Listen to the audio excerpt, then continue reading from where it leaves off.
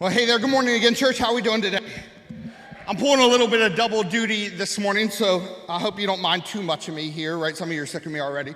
But this morning, we're beginning an all-new message series called Yes, You. And guess what it's about? You, right?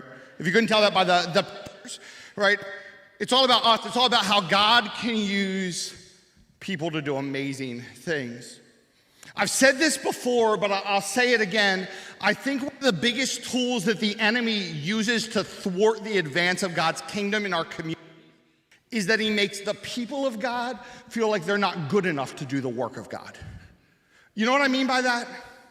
You see, I think one of the biggest tactics that the enemy uses to keep us stuck is simply making us feel like we're not good enough, like we're less than, like we are somehow too messed up, right? Too jacked up, too insignificant, too scared. Our platform isn't big enough. We've been cast aside. We're too far on the outside to ever make a difference. You can almost insert any negative adjective there, and that's the lie that the enemy tells us. Don't you know you're too screwed up, too unimportant to be used by God? But luckily for us, Scripture says something different, right? God says something different. And so that's what we're going to be talking about over the next few weeks. We're going to be talking about how God uses the small, those who feel like they're less than or not qualified. We'll talk about how God uses the outsiders, those who have been cast aside or pushed to the margins of our society. We're going to talk about how God uses the people behind the scenes, not just the people with big platforms, but the people who grind away and feel unnoticed most of the time. And we're going to talk about how God uses the timid, the people who are scared to make a move because they're unsure what the next step or phase of their life might look like. You see, over the next 4 weeks, we're going to discover together that what the enemy says is a lie. And the reality is that God has called each and every one of us to help out in the advancement of his kingdom. I can hear Tammy amen from backstage. I don't know about you. Right? And so we're going to do that together a few different ways. Each week I'm going to share with you some biblical precedent, specific examples in Scripture of how God calls and uses all types of people. But then each week I also want to share some personal stories about how God is actually calling and using people right here at Illuminate to do some really big things. And so I want to jump into it this morning by talking about how God uses the small. Right? God uses the small. I want to clarify something. I am not saying that like God uses the small like God uses short people, right? That's not what I'm talking about. Now, I'm also not saying that God doesn't use short people, right? I think he probably uses short people and tall people about the same. But what I'm talking about here this morning is God uses the small, meaning he uses those who feel less than or unequipped to do what God is asking them to do. Right? God uses the small. He uses those who feel less than or unequipped to do what God is asking them to do. And so when we look at all of the Bible, I think one of the best examples of this concept that God uses the small, God uses those who feel less than, God uses those who may feel or seem unequipped, is the story of David. Now, I think there's in a lot of ways we could spend this entire series talking about just David and the screwed up things David did and how God used him anyway. I mean, when we look at the story of David was a shepherd and a servant and a brother and a warrior and a king and a worshiper and an adulterer and a murderer. And yet despite all of those things, despite all those different roles he took on, despite some of the messed up, jacked up stuff he did in his life in Acts, in the New Testament, we read that David was a man after God's own heart. And I think that's the reason I love the story of David so much, is because he's like you and me. He messes up, he screws up. At times he makes some really bad decisions. I mean, like life-altering kind of bad decisions. And yet in the midst of that, he continues to pursue God. In the midst of that, he continues to chase after the heart of God in his life. And so when he's remembered in the New Testament, he isn't remembered for all the ways he screws up. He's remembered for the way he chases after God. And I have to tell you here this morning, if I'm being honest and real and transparent with you, that's what I want for my own life so bad. Right? I want that so bad I can't even explain it, that I wouldn't be remembered for all the shortcomings I have, all the bad choices I've made, or all the messed up things I've done. But at the end of my life, I would simply be remembered first and foremost as someone who pursues God with the same fervor that God pursues me with. And so God uses David when he's broken. And God uses David when he screws up. And God uses David when he's in the middle of a mess because he couldn't keep it in his pants. But before God uses David when no one thought he could, we get this familiar Sunday school kind of story. David and Goliath. You see, Goliath was this guy who was a Philistine, and the Bible describes them as giants, but practically I like to think of them as just really big dudes. Like a whole country of LeBron Jameses rolling in. Right? And all these dudes are just like freakishly tall, and they're massive, and they're just ripped, and not only that, they have been trained to tear you from limb to limb. And then there's David, and David is this small, mousy little like man-child there, and in my head, I picture David as like Kevin Hart, right? So we get like LeBron James versus Kevin Hart. And God says to you, David, I am going to use you, and you're going to fight this really big guy. And so for the people around David, this is their response. Saul says, you are not able to go out and against this Philistine and fight him. You are only a young man, and he has been a warrior from his youth. Now, I want to point out something there. You see, the objection to David fighting Goliath isn't just that David is short and Goliath is tall. What Paul points out is that David does not have the training that Goliath has, that he is unequipped to be able to compete with Goliath, that as a warrior, he looks less than Goliath. And I think that's so often what we do. We write people off as less than because on the surface, it looks like they don't have the skills or life experience, or their life is just too messy. And so it's almost like we've become conditioned, or we've conditioned ourselves to say that God can't use them because of this, or God can't use me because of that. I'm too small. I'm too insignificant. I don't have the skill. I'm unequipped. I'm less than. That person would do it so much better. Don't you understand, Dan? I'm like Kevin Hart, and you're looking for LeBron James. But here's the thing. We know the way the story ends. We know that God uses David in a mighty way to defeat Goliath. And so even though David may seem equipped, God equips him. And so I want to share with you this morning of someone who I believe that God uses in a mighty way each and every week at Illuminate. If you have kids in our Spark Kids program, you can testify to this firsthand, that God uses our Spark Kids Ministry Director, Holly Wygand, in a mighty way each and every week here at Illuminate. And here's the thing. When you talk to Holly, she'll tell you how unequipped she feels.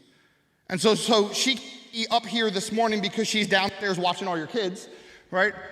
I asked her to tell a little bit of her story and her testimony. So take a look at this with me. Hi, my name is Holly Wygand, and I am the Family Ministry Director here at Illuminate Church. Ever since I can remember, I went to church as a little girl, and I've always loved Jesus, and I love to share his love with others. My mom was always a great example of that for me, and she was very involved in church as I was a little girl. She was my Sunday school teacher, and she always planned the Christmas plays and VBSs, and so I got to see and be a part of all that as I was growing up. So she was a great example of a daughter of Christ and a follower of Jesus, and she instilled in me everything that she learned about loving God, and it's just a part of who I am. She was a young mom. She had my brother when she was young, and he is handicapped. He was born with cerebral palsy. So just watching her with him and growing up with a brother with a disability also was just part of instilling like the fruits of the Spirit through us and in us. I feel like I learned a lot about like patience and just accepting and embracing others for differences and everything. And I also have two younger sisters, so having a brother with a disability and being an older sister of two younger sisters, I'm 6 and 8 years older than them. I was always kind of like a second mother or like a motherly figure to them, which I embraced and I loved. So I've always had a heart for children and to kind of like guide and be a part of their lives and help them along. That kind of continued like throughout my like preteen and teenage years. I love to babysit children and just be a part of their lives and stay active with them in that way.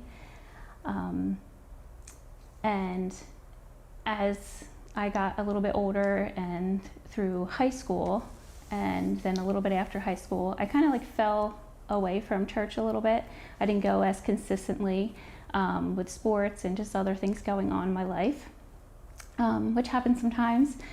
So I would still like join my mom at church, you know, in different occasions and holidays and stuff. And I always believed in God and I never had an issue there. It was just a matter of being like consistent with being in relationship with Him.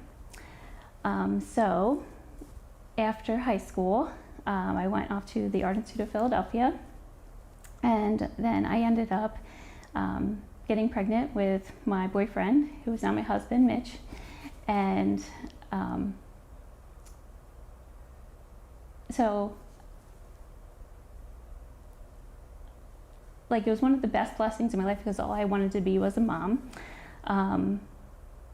Although it was a scary situation, I was so happy about that because I was like, God blessed me with the greatest gift, and that was my son, Zach. And through that, Mitch and I did start attending church again,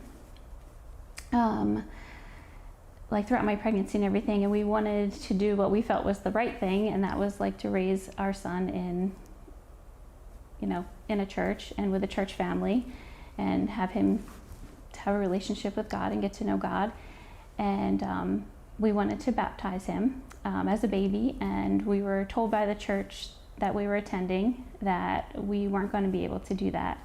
We were going to have like a small like private like dedication, and it was just going to be our family. Like we couldn't do it in front of the congregation or anything. So that kind of put a bad taste in our mouth about just going to church. So it really distanced Mitch in that aspect, and I kind of just felt like I had to go along with that. So we were on the same page there as far as just not wanting to be a part of an organization that we felt that was like hypocritical. So after a little bit of time of being away from the church, I also had two more children, Caleb and Elizabeth, and I always felt like there was something missing in my life, and it was God. And all I needed was a simple invitation to come to church like the next day, which was a Sunday. We were at a beef and beer for a travel baseball team, and invited by who at the time was the pastor and a couple of friends of the pastor that we knew that our boys were the same age and playing on the same baseball team. So it's just a simple invitation to come to church, and I was all about it. Like I was kind of yearning for something like that, but I didn't even really know. So when I showed up the next morning, that Sunday, it was just me, and I just felt like this overwhelming presence and like amazing like comfort surround me. And I cried like a baby in service the whole time. I just felt like that's exactly where I needed to be, and that's what I've been missing in my life. And that was the start of me getting back into developing a relationship with God, and just feeling where I needed to be to like get my family in a position of where it should have been the whole time, and that's with God at our foundation.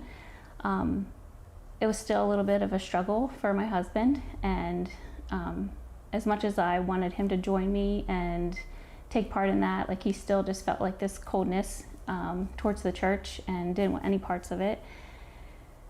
So like leading up to that point, and even during my first couple of years of going back to church, we just were really growing apart, and I wasn't even like comfortable in my own house, like talking about God, or like I felt like I was like, if I was questioned about it, I didn't really know the answers to say, or like how to like change his heart. But with the new church family that I had, we had a lot of prayer and a lot of support, and just without them and without only God being able to change Mitch's heart, he did, which is amazing. And although like, you know, we kind of like went our different ways and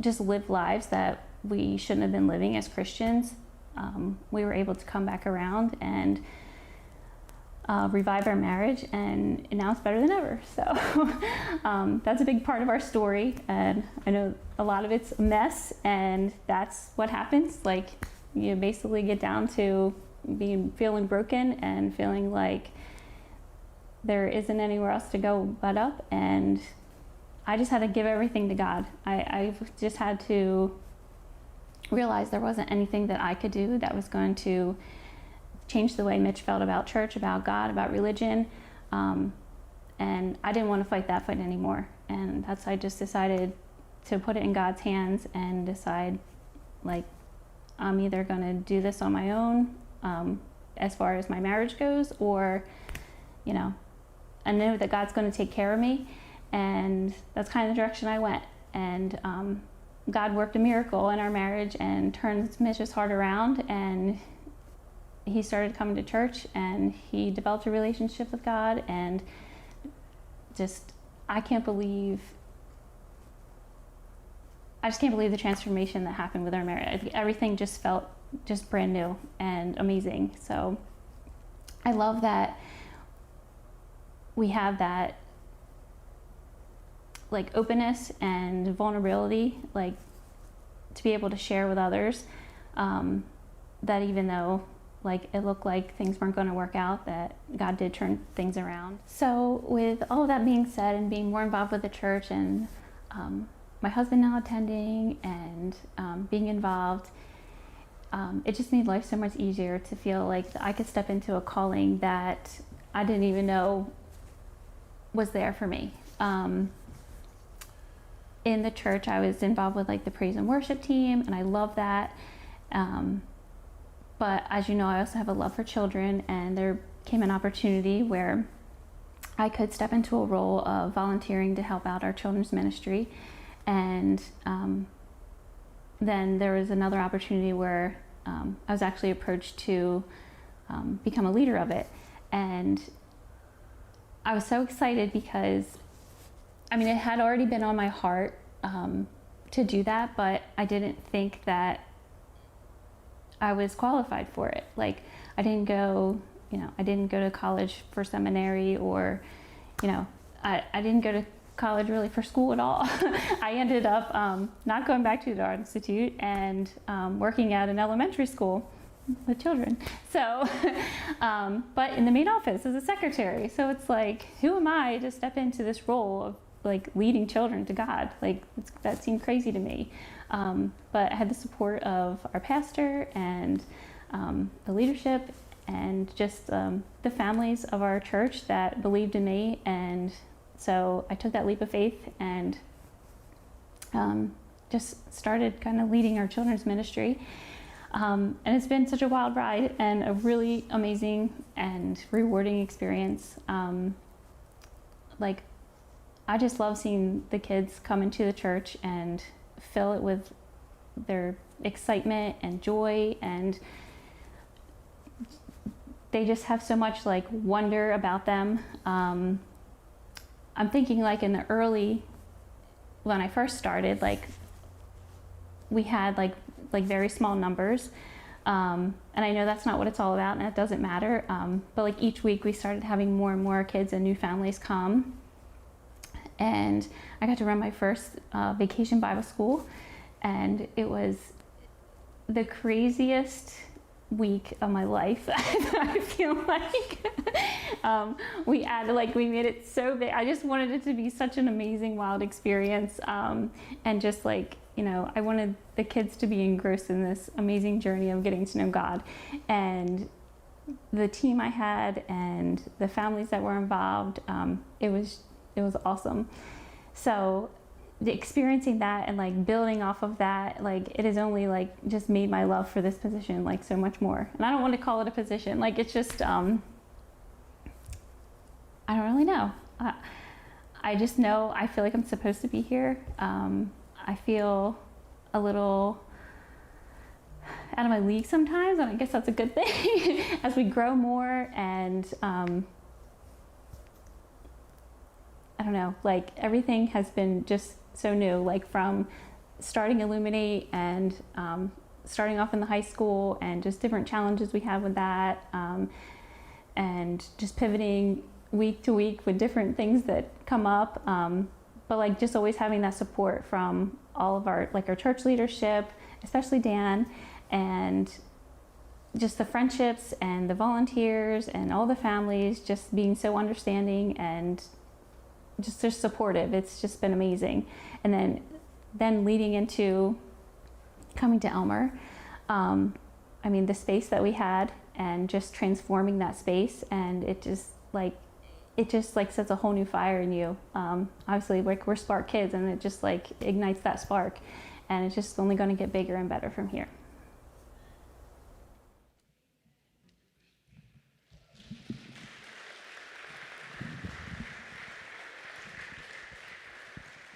When I think about Holly's story, and when we sat down to record that, I often say this: I think every good thing that happens in our church originates downstairs in Spark Kids.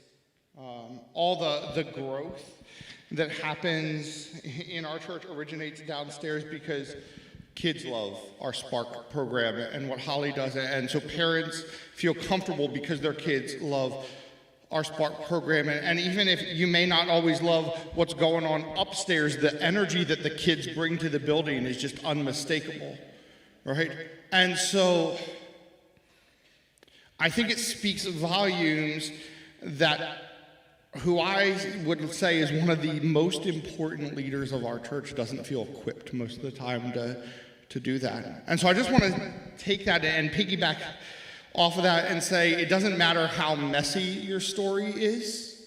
Right? It doesn't matter if you feel equipped or not equipped. Right?